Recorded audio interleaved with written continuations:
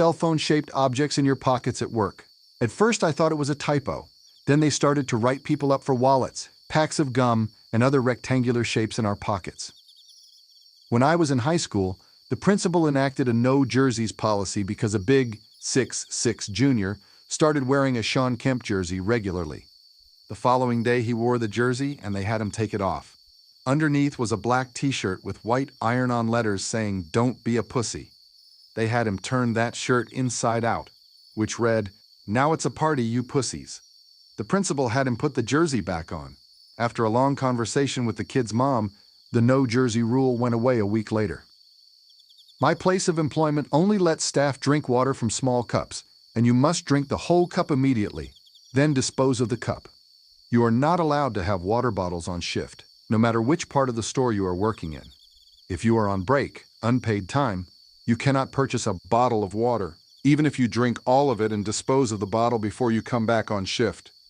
It's the stupidest set of rules I've ever come across. Cops did a sweep through the high school, sniffing dogs and whatnot. This included a trip through the parking lot. A kid named Sean L. got expelled because he had a weapon in his car. The weapon was sitting on his passenger seat. It was a box cutter. He was a stock boy at the local Food Lion grocery store.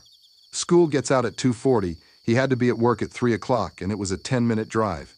He had to complete his senior year in the alternative school program for disturbed high-risk kids. Zero tolerance is bullshit, folks. Way back in middle school, we had the rule, no red or blue shoelaces. I thought it was dumb then and still think it is dumb looking back on it now. I doubt my hometown had any Crips or Bloods members.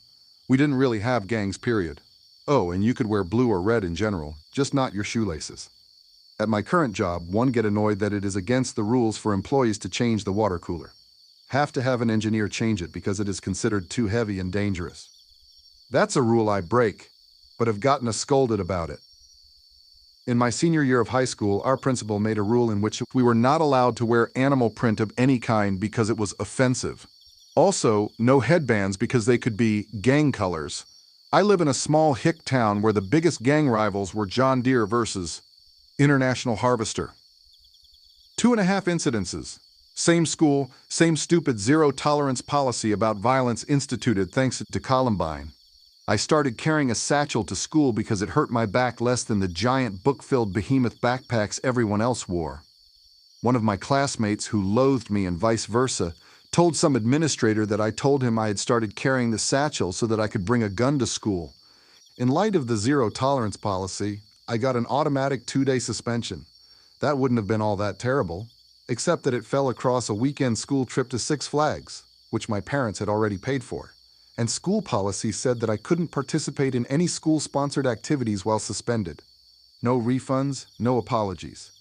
Later that year, I had to write a paper on a topic of my choice for science. I'd chosen EMP and the damage it can do in large quantities. Most of my research was pulled from papers and articles about the results of setting off atomic bombs high in the atmosphere. IRC, a good-sized nuke detonated above the middle of North America, would fry most unshielded electronics coast to coast. Of course, I have to print off and submit my sources for the paper, which sets off loads of red flags on the school network, since the articles are filled with words like bomb and explosion. My parents got called to the principal's office because the administrators were concerned that I was plotting something sinister. My parents had to remind them that if entire countries couldn't build nukes, it was unlikely that a middle school student was putting one together in the basement. And finally, the half incident. I was an avid reader and military fan. So naturally, I read as many books about the military as I could. The idiot admins again call my parents, expressing their concern that I'm reading so many military-themed books. My parents' response, "If you don't want students to read them, why are they in your library?" Zero-tolerance policy for self-defense. Taken directly from district policy. Victims of personal violence are advised to retire to the fetal position, protecting the head, neck, and vital organs. Remain until an adult resolves the situation.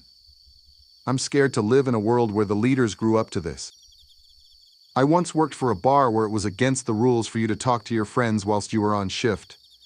It had its practical reasons, but if you spoke to customers too much, the management would accuse you of wasting time with you friends. It was the most antisocial bar to work in. Way back when in high school, spaghetti strap shirts were just becoming popular and were deemed as inappropriate. It was also felt to be too much of a threat to gender harmony to wear spaghetti strap tanks, even under a sweater or cardigan. So my school instituted a rule which said, you cannot wear clothing to cover up inappropriate clothing. Well, isn't everything you wear covering up something inappropriate?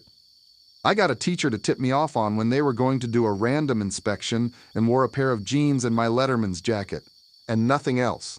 When they came to class, they were asking everyone to remove their jackets and sweaters, and I refused.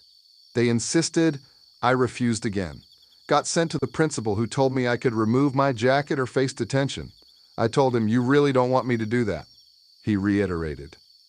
I got about 4 buttons down before he turned bright red and just bellowed at me to stop.